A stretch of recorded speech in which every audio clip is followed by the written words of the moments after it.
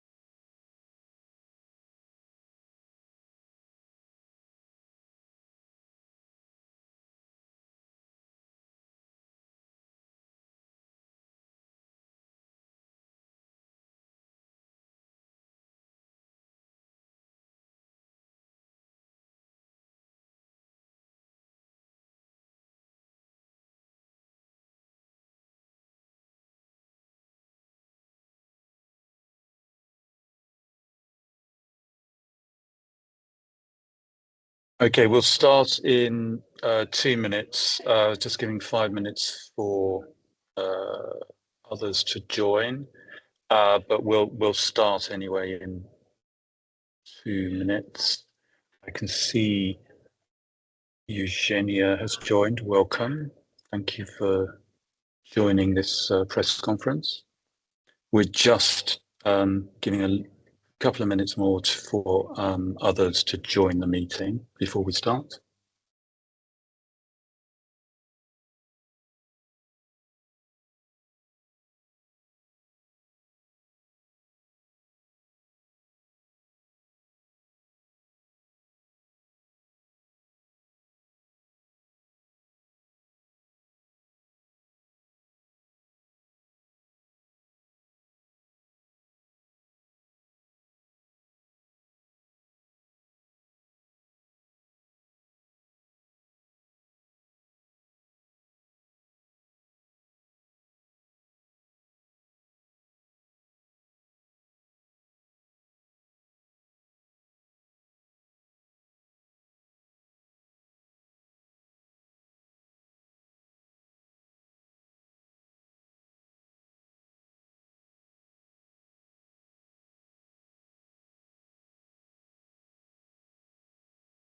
Okay, I think we will start now. Welcome all to this announcement of the first cohort of the African Natural Capital Alliance's Nature Executive Fellowship Program. So we will shortly hear from Dorothy Maseka, who is the head of the ANCA Secretariat, who's going to give us an overview of the fellowship program, how it works, and a taste of the wide variety and diversity of the candidates who've been successful in applications for this first program. Then I'll invite Richard Vine, who is Executive Director of the African Leadership University School of Wildlife, to say some words. That's one of ANCA's key partners in the delivery of this program. And then we hope to hear from Dr. Jimena Alvarez, who is the lead Greening Finance for Nature at Oxford University, our other partner. And then we will hear from some of the fellows who each have a very interesting project, very interesting background and rationale and for why they've applied for this to join this leadership program, and they'll tell us a little bit about what they're hoping to achieve through it, and then we'll have time for questions at the end. Let me now hand over to Dorothy Maseka. Dorothy. Great. My name is Dorothy Maseke, as Stephen has introduced. I just want to thank you very much, our esteemed guests, members of the Fourth Estate. Thank you for joining us for this press conference. I also want to, appreciate the fellows, esteemed fellows who are part of us this morning. And so it's really with great pleasure that, we are gathered here today to celebrate the launch of what we are calling the African Natural Capital Alliance Nature Executive Fellowship. And so we are announcing the inaugural cohort. And this groundbreaking program essentially is designed to cultivate the next generation of leaders in the field of natural capital and biodiversity finance. And to us then this, and especially for this continent, it marks a very significant milestone in a journey towards a more sustainable future for Africa. As you know, the challenges that we've had in Africa are immense. There have been many initiatives to try and advance the aspect of nature, largely from a conservation point of view. But what we have been doing and building on the work of science that has been done for many years, for decades, is that we have been working towards bringing finance into nature. And essentially, in that manner, then being able to ensure resilience and sustainability of very critical programs and projects and conservation, work that has been going on for decades, but has been, of course, faced with the challenge of not being sustainable due to lack of financing. And so this leadership program then seeks to build what we are calling nature champions. And these are executives who have committed, and more importantly, whose organizations have committed towards advancing nature as a critical aspect of their strategy, a critical aspect of risk management, and of course, linking it to strategy, a critical aspect of opportunities. Of course, with a greater focus on impact within the continent. So essentially, we will be equipping senior executives across the continent with the expertise and networks that are necessary to drive nature-based solutions. We are tired of talking. We are tired of planning and mapping out strategies. What we're doing now is really looking for solutions, and this program essentially seeks to support these executives to actually drive these nature-based solutions from within their organizations. We are privileged to have a diverse representation. And so far, our fellows hail from 14 different African countries. And this again brings a wealth of perspectives and experiences to the program. So over the next few months, our first cohort fellows will embark on a journey where they will go through immersive training sessions at the African Leadership University School of Wildlife Conservation in Mauritius. And you will understand why we picked the School of Conservation is because what has been lacking is either the science or the finance. And so this particular session is going to bring in science to, what we are striving to do. And then we will also then have further training sessions at the Oxford University Smith School of Enterprise and Environment. And here then we will be looking at having built the African perspective, having immersed these fellows into understanding nature from both a science and a finance perspective, with the projects that they have come on board with or they have proposed, we will now be looking at, global aspects. Because at the end of the day, with nature, it's a global issue, and so we will be drawing from experiences from the global markets, again experiences from science, and the Oxford University was an excellent choice for this, given the significant work they have been doing on this particular subject, and then. So there is the theoretical aspect, but then we will also ensure the fellows gain a hands-on experience with nature and biodiversity finance projects. And so for this, we will actually go to a real world or real life project at Natural State, a beautiful place in the Lewa Conservancy in Kenya. And so we will take the fellows for another piece or another module where they will actually now understand, the real life, they'll experience what a real project on the ground would look like. Again, as a means of inspiring them, as a means of building on the knowledge they will have gathered over the months they will have been in the program. And so, what we're looking at is a very well, a well-rounded perspective that the fellows are going to get out of this particular fellowship. We have 22 fellows, very competitive process. We must confess, we had very many applications. Almost all of them were very, very good. So it was a difficult choice, but we have, the 22 fellows selected from various organizations and various sectors. Largely, of course, we have commercial banks, insurers, and asset managers, but we also have indigenous people and local communities representatives. And then we also have NGOs or conservation agencies. And so we have the likes of Rand Merchant Bank among the financial services.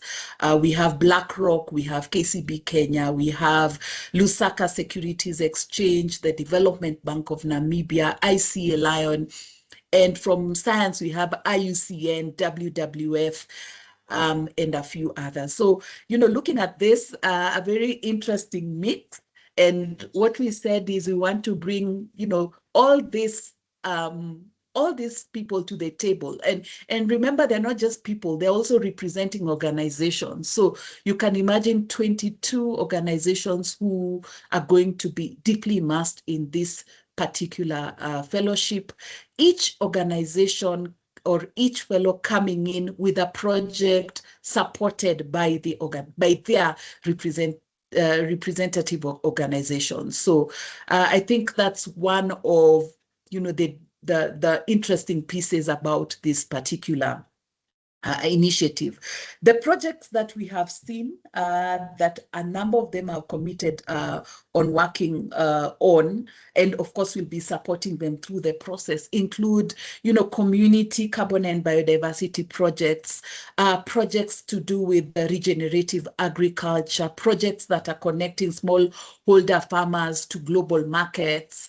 We are seeing an interesting one, Africa's first ocean fund for indigenous people.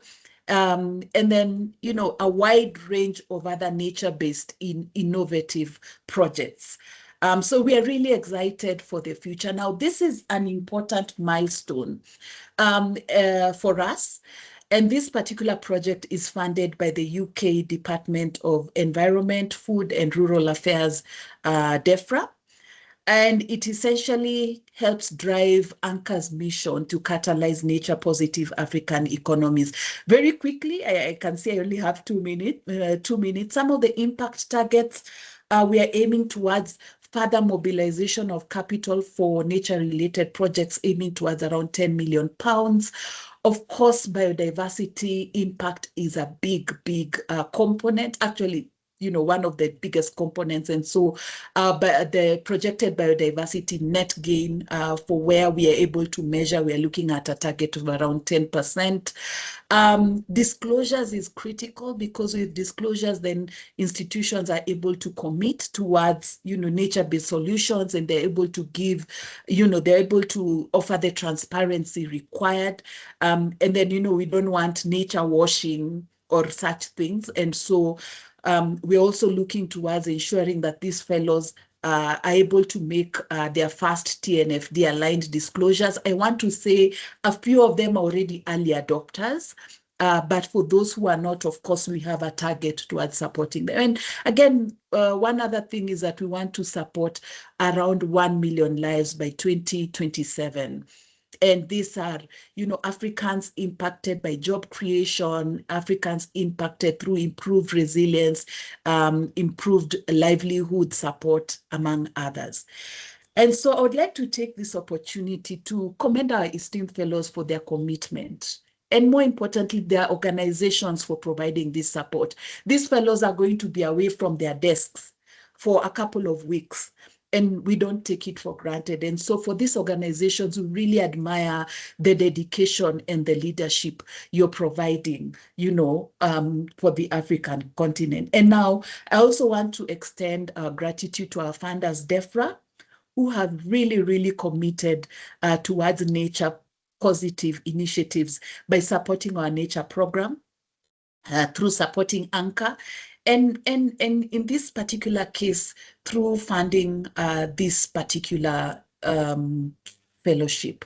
I also want to thank our partners, ALU and Oxford, for your invaluable support in making this fellowship a reality. And we are really, really excited for the future. So thank you and congratulations once again to our fellows. For members of the press, we have a detailed listing of all the fellows who we've brought on board, and I believe that has been shared with you. And happy for you to take up any questions, or if you have any questions based on the agenda that Stephen has presented. Thank you very much. Okay, so I'd like to invite Richard Vine from ALU to say a few words. Richard. Thank you, Stephen. Good morning, all, and welcome to members of the press. I'm going to be reasonably brief. First and foremost, I'd like to just give you a little bit of background with regard who we are in the School of Wildlife Conservation, which is part of the African Leadership University based out of Kigali and Mauritius. We are a school that was set up approximately 8 years ago. We're not a traditional school of wildlife conservation, in that we don't focus on traditional disciplines such as park management or wildlife management or anti-poaching or the kinds of things that you find in most wildlife colleges across Africa. We are instead much more focused on what we refer to as the business of conservation. What we mean by that is that we see the natural resources and heritage of Africa as being an opportunity for economic growth and development if it's properly harnessed and managed, which hitherto probably has not been the case, not only in Africa, but most certainly in other parts of the world. And you might ask the question, why do we consider that to be important? Well, of course, as Dorothy said, a nature-positive world is going to be critically important for all of our futures going forwards. The three greatest risks to planet Earth identified by the UN are climate change, biodiversity loss, and nuclear war, in that order. So climate change and biodiversity loss currently being witnessed by planet Earth are critical issues that need to be addressed. And we need to come up with mechanisms to enable that to happen at the scale that is going to be required. Currently, conservation, or at least the stewardship of the environment, is underfunded globally to the tune of around about $700 billion per year. And that's the gap that we aim to fill. And why do we feel that this is going to be important for, in particular, the corporate and capital markets, the corporate sector? And there's a bunch of different reasons for suggesting that it will be critical for those segments of our economies to begin to address, or at least work with traditional conservationists to begin to address those issues. Consumer pressure is growing all of the time. In the future, consumers will be much more discerning with regards to the products they buy and the products they're willing to pay money for. They will want to know that their products come from a sustainable background. Increasingly, governments, as a result of the immense threat posed by biodiversity loss and climate change, are enacting significant regulation to compel corporates in particular to become biodiversity positive and at least neutral when it comes to carbon emissions. So that regulation is happening all over the world. It's starting in the global north, but it's going to follow rapidly globally. And these are issues which the corporate sector are going to have to react to. So the question that really arises, and that's what we're all about as a school, is how do we create investable opportunities that offset impact, mitigate risk, and provide returns? And it might be thought that that's kind of impossible. Traditionally, conservation has been something perceived by most to be an activity that sucks in money and resources, is a nice to have, but not a necessity, and something which drags resources away from other essential services and elements of the economy. But the truth is that we can't live without a sustainable or sustainably managed environment. So whilst this is difficult, and no one should pretend otherwise, to provide those instruments and to develop those methodologies that allow mitigation of risk and provide returns and reduce impact and create a biodiversity and biodiversity positive planet, focusing on Africa in this case in particular, is not only a necessity, but it's actually interesting that these instruments are beginning to evolve. They're not pie in the sky. There are great examples that are beginning to be seen around Africa and other parts of the world, which demonstrate that we can create investable opportunities that transform the conservation sector into an investable opportunity that recovers biodiversity, mitigates climate change, and provides returns. And that's really what this is all about. It's how do we do that? What are the tools? What will be the evolution of those tools in the future? How will the corporate and capital markets interface with the conservation sector? How will those two sectors begin to talk to each other? How does the conservation sector make itself investable, and etc.? So it's a huge topic. It's massively complex, but the corporate sector in particular is going to be critically important in closing that funding gap that I talked about. So that's what this course will aim to do with our help. We're going to create corporate champions, or champions in this space, on both sides of the coin, the investors and those who wish to be funded to carry out the work that they're doing within the conservation sector. We look forward very much to working with our partners. We're very much looking forward to the first part of this fellowship, which is the course that will be run in Mauritius starting at the beginning of February. We're putting together a fantastic list of supporters and faculty to support that course and the participants therein. It's a great honor to be working with Oxford University, with ANCA, with FSD, and with everybody else who is involved. And just to reiterate what Dorothy was saying, of course, we understand the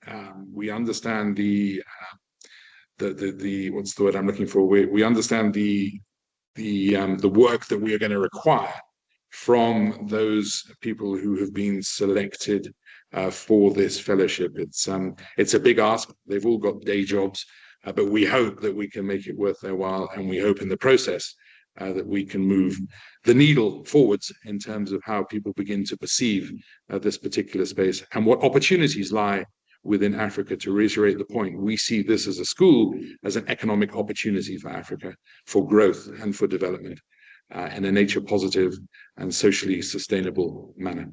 So let me finish there, and thank you very much indeed. Thank you very much, Richard. I'd like to now invite Dr. Jimena Alvarez, who is the lead greening finance for nature from Oxford University, to say some words. Thank you, Stephen. Thank you, everyone. It's great to be here. Good afternoon to you. I'm Jimena Alvarez. I lead on Green in Finance for Nature at Oxford, based at the Environmental Change Institute, part of the Global Finance and Economy Group, led by Nicola Ranger. We're absolutely thrilled to be planning and participating on the first ANCA Fellowship in May, welcoming fellows at Oxford. I'm going to be wearing two hats this week. I'm going to be supporting Dr. Nicola Ranger in the leadership and planning of the program, and also be on ground talking to fellows and facilitating. And I will also be delivering part of the teaching. So we are currently planning a great program that's going to span just not beyond teaching. So we're going to do a lot of great world-class teaching through different professors, and looking at things as the linkages between Africa's natural capital and economic development and resilience, how to explore this biodiversity challenge, looking at markets and governance and nature risk and central banks, and how you have the double tracks of financing green and green in finance, but how can you use all that knowledge, all those tools to try to develop a nature positive future for Africa and the world. So we're not going to be just doing teaching, which looks very exciting at the moment. Also, we're focusing on coaching, how best to support the fellows to achieve their potential and become well-rounded leaders, as Dorothy was mentioning. And also looking at networking and connecting with other people in Oxford, working across these subjects beyond who will be delivering the teaching. We're going to be focusing at the practitioner level as well, kind of doing case studies to really stimulate the thinking. And we're trying to also leave time for all the knowledge they're going to be incorporating, hopefully during the week at Oxford, to really set in and try to think how best they could use that for their current role, but also for future roles. We're aware of this will be hopefully a life-changing year for all of them, and they can have friendships and collaborations for years to come. So we want to allow that kind of strength in the network, not just the fellowship cohort, but also people at Oxford who may have similar interests, so they can build networking and leave room for serendipity by doing fun activities in some ways, in which they're going to be working with each other and getting to know and allow exploration of that as well. So we hope it's going to be very, very inspiring and also very informative. And I think we're really honored to have the chance to be a partner on this first ever program, and hopefully one of many to come. So thank you. And I really look forward to welcoming everyone in Oxford in mid-May. Thank you very much, Dr. Alvarez. Delighted that we have with us three of the fellows for this in this first cohort for the ANCA Nature Executive Fellowship. We have Sarah Scott, founder and executive director of the Kilimanjaro Project and founder of the Art of Forests, which is a global alliance of restoration experts. We also have Benga Adeleke, head of risk management at Access Bank. And we have Melat Mengesha, who is Senior Investment Director at Meridian. I'd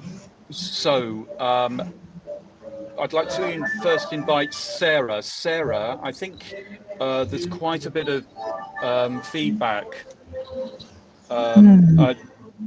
So I'd like to invite Sarah Scott first to talk about why she's wanted to take part in this program and a bit about the project that she's bringing to us. Sarah, over to you.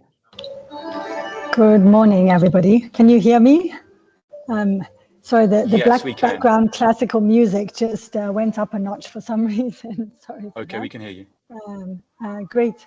Yeah, good morning, everyone. My name is Sarah Scott. I am the founder and executive director of the Kilimanjaro Project, also known as Kijani Pamoja, which means green together in Kiswahili. I'm South African, born and bred, but have lived in East Africa and Tanzania for more than half my life. I'm a storyteller by background and profession and in marketing. But it was in 2017 that I really felt like the call of Mother Nature from the foothills of Kilimanjaro. And that's when I started the project. And we initially started out as an awareness campaign for climate change, but very soon realized that we didn't need more climate awareness. What we needed was climate action. And so I really sat and I thought, okay, what is the one thing that local people can really benefit from, but also global people and organizations can get behind? And it was tree planting. So we started as a tree planting organization. But then we moved to become a tree growing organization. And now we're looking at ecosystem and biodiversity restoration. And that journey is really important, because planting a tree is easy, but growing a tree is more challenging, and getting the right tree in the right place at the right time. And actually, when you take a landscape or bioregional approach to restoration, you realize the complexity, and it's more than just trees. So that's been a really exciting and interesting journey for us. So we started our interventions along riparian zones, so rivers that flow from Mount Meru and Kilimanjaro into the Upper Pangani Basin at the foothills of Kilimanjaro. I was told once, if you don't know where to plant a tree, plant it on a riparian zone. And if you think about rivers, rivers are like arteries that connect ecosystems. They're biodiversity hotspots and corridors. So that was a really important place for us to start. That led us to think about, what does it mean? What does biodiversity restoration look like, or bioregional restoration, and looking at things at scale. A very interesting and exciting opportunity led us to this place, and that was, we found an endangered tree species called the Priorium saw. There's only about 100 mother trees left in the world. The epicenter of this tree is at the foothills of Kilimanjaro. And this tree only becomes a mother after 70 years. So we found 3 trees seeding, and we now have 10,000 babies propagating in our nursery, which will be planted out in our biodiversity restoration initiative that grew out of the biodiversity investment and research accelerator that I was a part of last year. Again, it's very exciting. It's something that led us to a place and a landscape, but now we have this multi-intervention approach. About 4 years ago, I was chosen for the World Economic Forum 1 Trillion Tree Initiative, the initial cohort. And there, I started to think, how do we do this work at scale? When you move from a tree, one tree, planted for whatever, $3 a tree, to a landscape approach, you start to realize you need finance, and you need kind of mega finance to do this work. And so I turned our gaze to the carbon markets. Back then, it was one of the only levers to unlock the finance to do this work.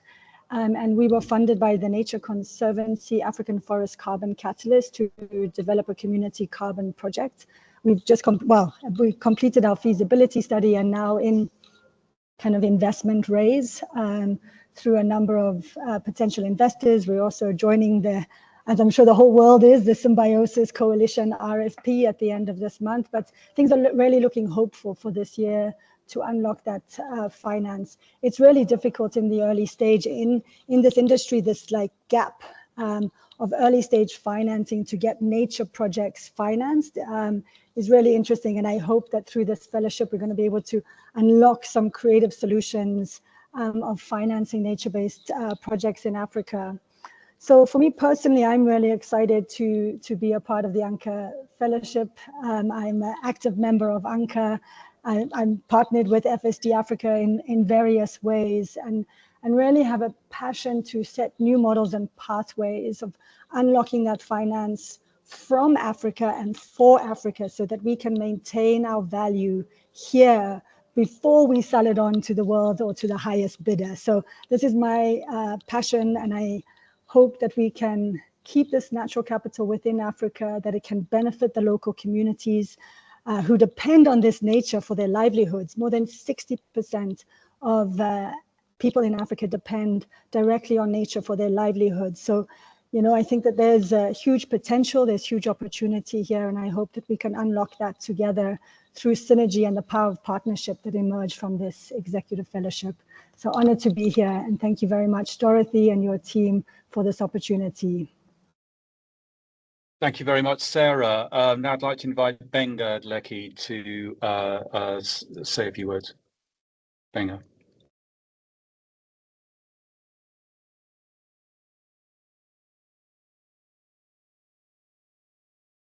Hi, everyone.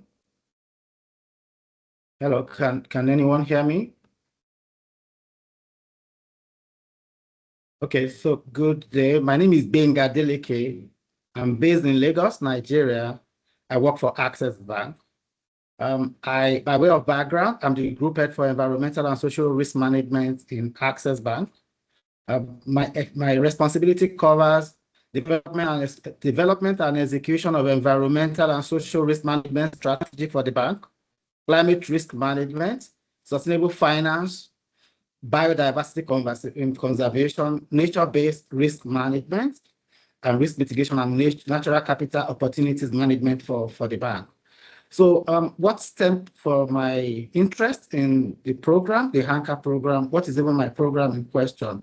So my program, the project I intend to do is a large-scale nature-based innovative agriculture project that is driven by natural capital conservation, ecosystems restoration, reduction of nature-based vulnerabilities, and climate resilience. And why am I doing this project?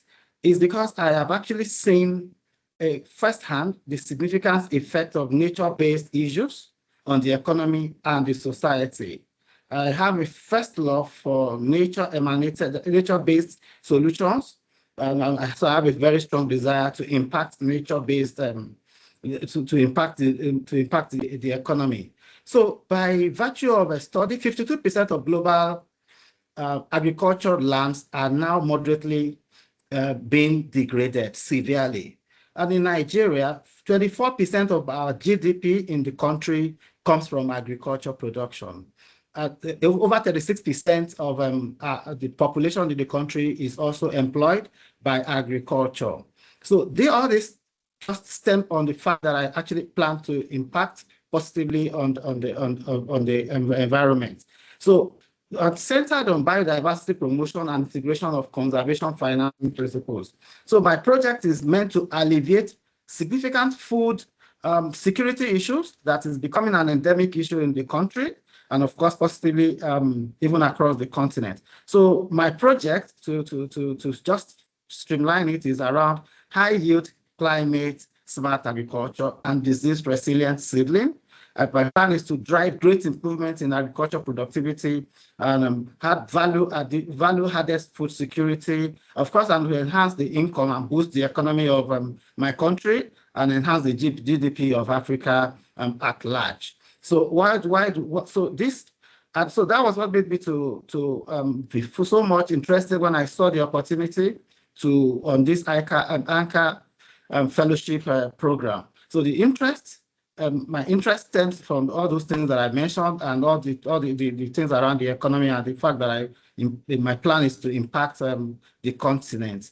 And taking it forward is on the program will help me to advance my sustainability skills knowledge that I've acquired over time, enhance my knowledge. The program is expected to drive and enhance my knowledge to use innovative nature-based skills to impact on the continent, have significant contribution into natural capital landscape and nature smart biodiversity sustainability agriculture advancement. So this is why I felt so much intrigued when I saw the opportunity, and I believe I will be able to learn a whole lot of skills and methodologies that are essential that will be able to help me to also support the bank, looking at risk in a different form, impact on the bank impact the bank's base, and of course also positively impact on the continent at large. Thank you very much. Thank you very much, Benga. Now I'd like to invite Melat Mengechi to say some words about why she's joined the project and the project that she's bringing with her. Melat. Yeah, thank you. Good morning, good afternoon, everyone. Melat Mengesha here. I'm currently sitting in Libreville, Gabon, in Central Africa. I'm from Ethiopia. I'm a professional investor by trade. I worked in entrepreneurship and going through my personal mission to create jobs and economic development in the continent. I've gone into finance to drive capital into entrepreneurship and growth investments. So that led me to private equity. In private equity, I realized infrastructure was the foundation for many of the companies, energy, logistics, and other transport infrastructure. And I ended up in an infrastructure fund. And in my journey, professional and personal, I realized another foundational necessity is social, environmental, and climate resilience to make all these infrastructure, also private and entrepreneurship businesses thrive. So on top of that, I currently, my background obviously is from Ethiopia, a country that is densely populated and deforested. And I now live in Gabon in Central Africa, which is in the Congo Basin, which is the lungs of Africa, which is a real carbon sink. And I kind of see both sides, witnessing both sides of the coin, where reforestation and also conservation and benefiting ecosystem services that are already in place, the necessity of these two actions. And I'm fortunate to work in an organization that has these components, environmental, social, and climate components at the core of its investment thesis. Meridiam is an infrastructure fund manager, which is managing assets north of 20 billion. Investing in essential infrastructure, renewable energy, social infrastructure, sustainable mobility. And in Africa, our company has raised and is investing over 1.5 billion US dollars in these low carbon solutions, sustainable mobility, and critical public services. And since the inception of Meridiam in 2006, environmental and social governance was at the heart of the investment thesis, and we were early adopters of many of these social and environmental policies and principles, and such as the principles of responsible investing. We incorporated SDG goals into our investment thesis as well. And more recently, our company has also been the early adopter of the climate and nature disclosures, for example, the TNFD that was mentioned earlier. So I'm fortunate to work in an environment which is at the forefront of these urgent questions that are needed in our activities. Why I joined this program, I deeply believe in aligning interests and capital, people. Everything has to be aligned in order for a solution to work. Working in PPP, public-private partnership, I see that this is a key component. It's a delicate balance. Everyone needs to align, and incentives needs to be aligned. And nature is the same, I believe. And we need to find models that everyone's incentivized to work in the same direction. And so really interested to get these our thinking caps on and finding the right solutions and see how we can inflow capital, resources, human capital, technology, and everything to the table to have sustainable solutions for economic, social, and environmental benefits. So my project is really to support our existing investment thesis and create more value for nature, but also get value from nature for our investments and for our investors. And happy to be a part of this cohort. Thank you for the opportunity. Thank you, Melat, and all our fellows. So I would like to invite members of the media to ask questions of any of our speakers. Perhaps if you could raise your hand and to let me know you have a question, and then when you do so, unmute yourself, and if you could just introduce yourself, give your name and the media organization you represent.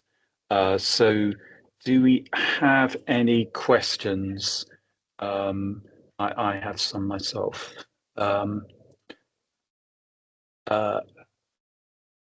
Great. So I think I see Ridma from CNBC. Yes. Hello, Richard. Hi, Stephen. Yes, Ridhima, yes. Thank you for the invite first to ANCA. And Dorothy, it's really nice to see you. We're sharing a screen after a really long time. I feel it's almost a year now.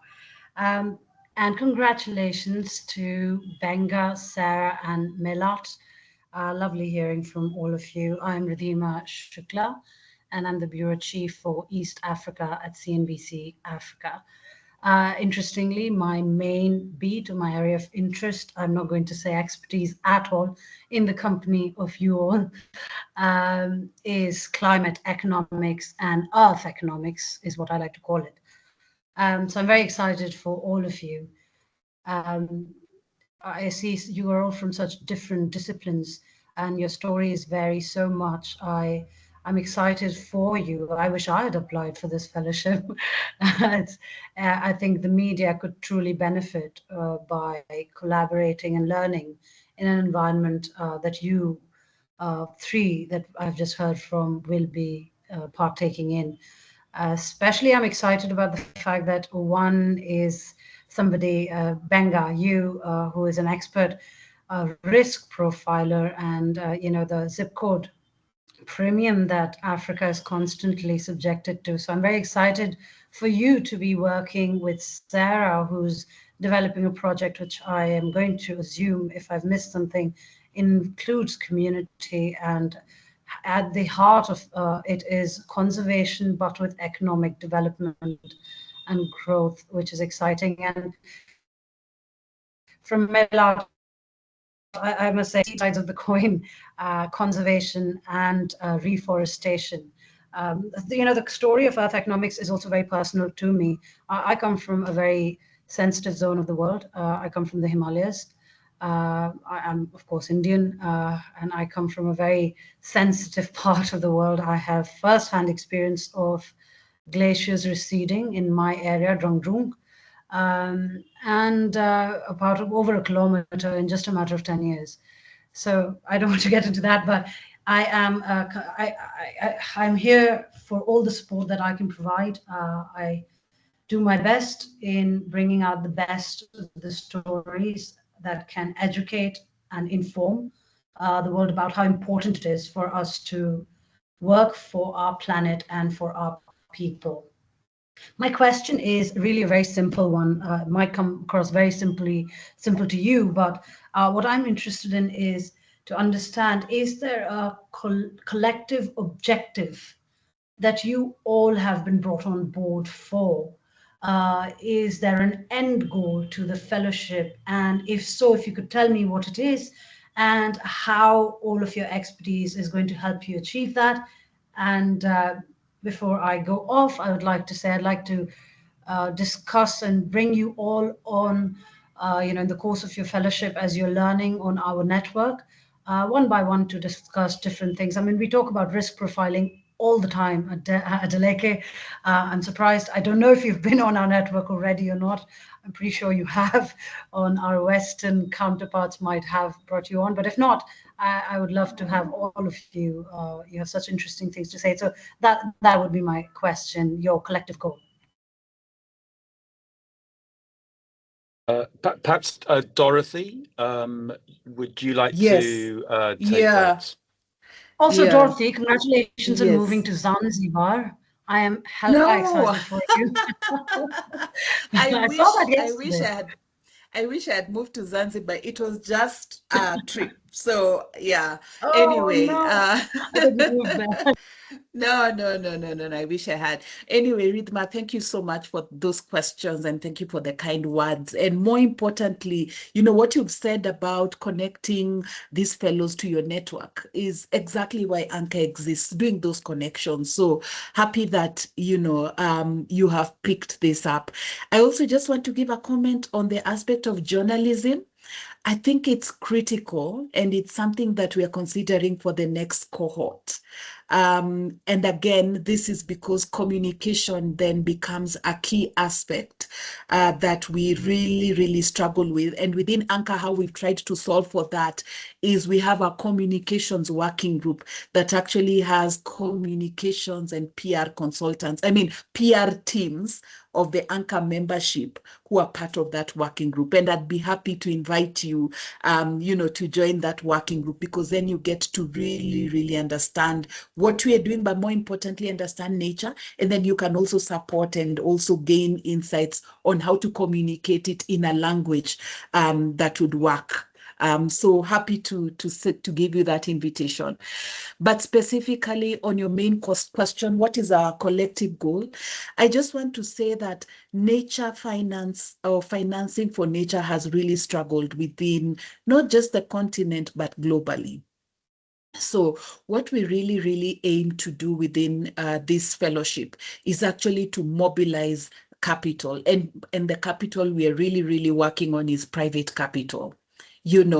Public capital, public finance can never be enough. Philanthropic capital, very critical, especially for de-risking, but can never be enough.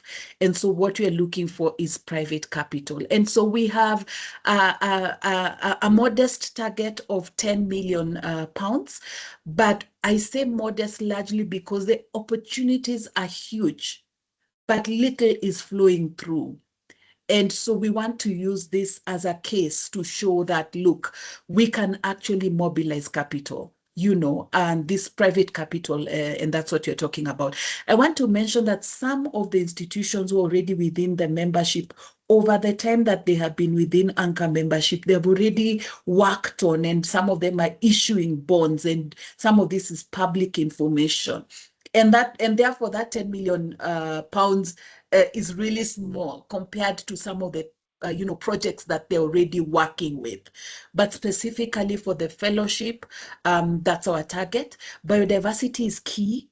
Biodiversity impact, and so we are looking at ways within to which we can measure that. Again, the challenge with biodiversity, Ridma, is that it's and the experts on the call can tell us the measurements are more long-term.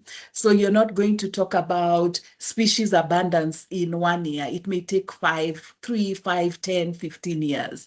And so we understand there are also complexities on that, but we have a biodiversity net gain impact or target of 10%. And then, of course, I talked about disclosures, which is key because then it gives the foundation that is necessary for any private institution, any real economy player. And what we are targeting is actually for the cohort members, at least to have 50% of them working towards TNFD aligned disclosures. And then the other very critical one is livelihood. So we are looking at, impacting 1 million lives across the African continent by 2027. So each person or each institution is going to be working towards that goal. Hope it answers, Ridma. That was excellent, Dorothy. Thank you. Thank you for answering my question. I really love it. And about the including journalists, thank you. I would love to be part of the working group.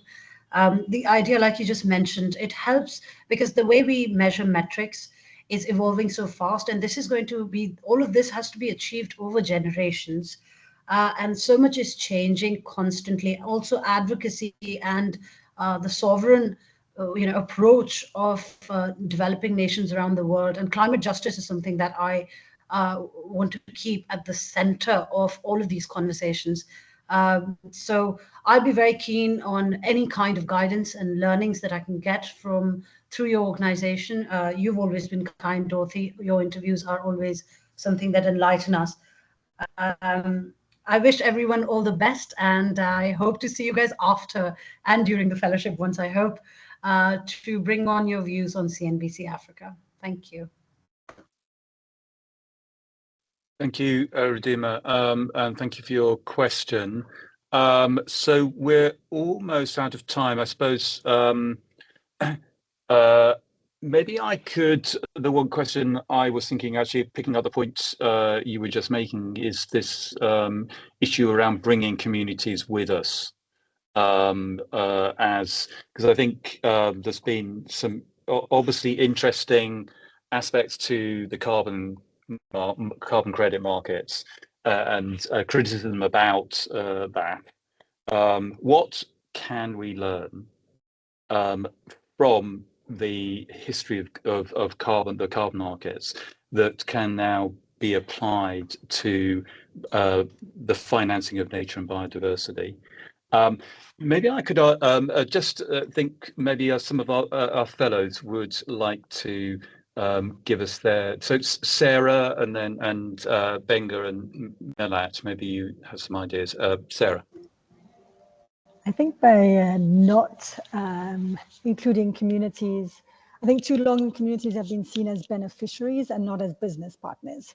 So we need to shift the narrative of like the poor African that needs some help, and then like, and not just like trickle down economics, but we actually need flow. We need financial flow that brings people up and transforms their lives and their livelihoods.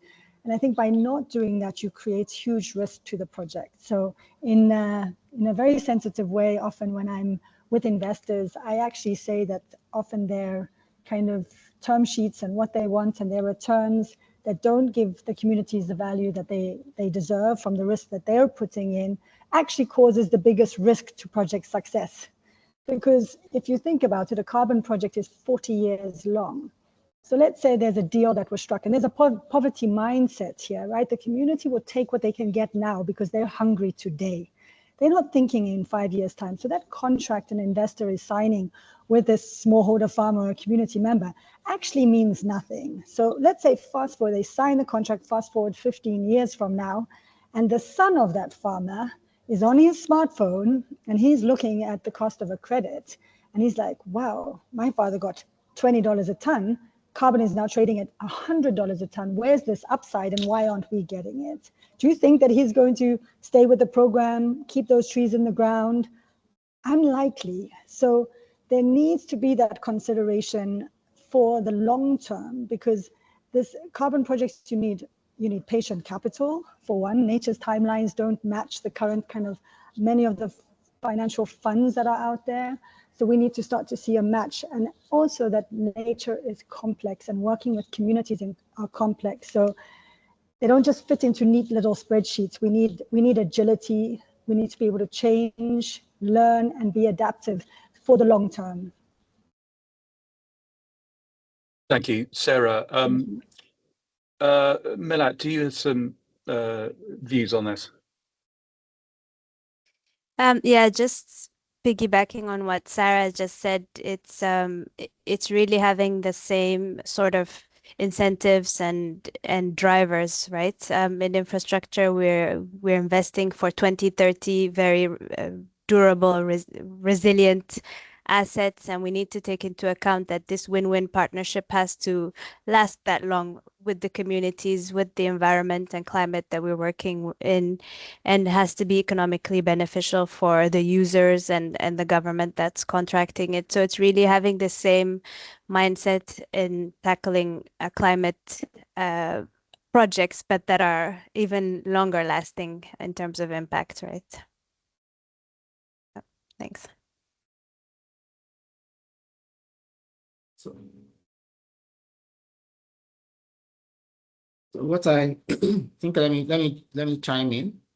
So what I think is about identifying the interest of the stakeholders within the ecosystem. So today, what are the interests of an investor? Understanding there's several stakeholders, whether it's the investment community, whether it's the local communities or the people that are impacted by the instrument in question. So today you will see an investor looking at two things: return of the investments, return on the investments, and the non-financial interest. So today you have instruments being issued to drive climate change, talking about emission of to very large extent, and the social narrative, the construct.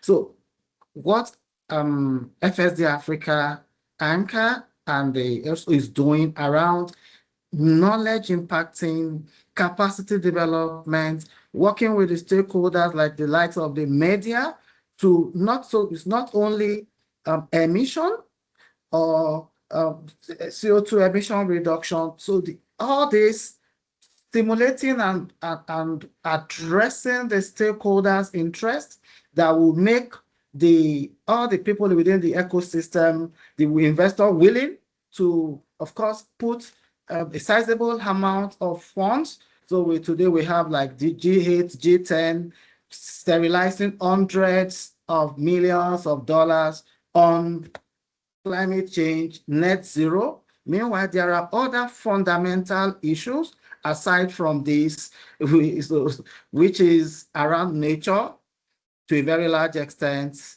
existence of humanity in addition to climate change. I think mapping all those stakeholders' interests together, looking at capacity development like ANCA, FSD Africa, the university, and the secretariat of everybody that we have here is trying to do, and just try to pull everyone together, and using the media to chime that information to stakeholders where investors are now willing to a very large extent, stimulating their interest to pull this. The community is also looking at it. There's several stakeholders, and by the time we pull all this, plug all this together, I think the traction, the drive that we're looking for, we'll be able to achieve it. Thank you, Benga. Dorothy, you wanted to come in. Yeah, very quickly. I can see we are running out of time, but I just wanted to mention to the members of the media that we actually have one indigenous people and local communities representative. Her name is Reson from Enyuata. It's an Enyuata eco-justice system. And that's interesting because she represents the Maasai community. And a number of marginalized communities who have been, challenged by the, the carbon projects and much of what we've seen, not just, locally within our media, but also internationally. So I just wanted to highlight that that's also a piece of focus for us. And we have such a representative on board, and we're really proud to have her as a fellow.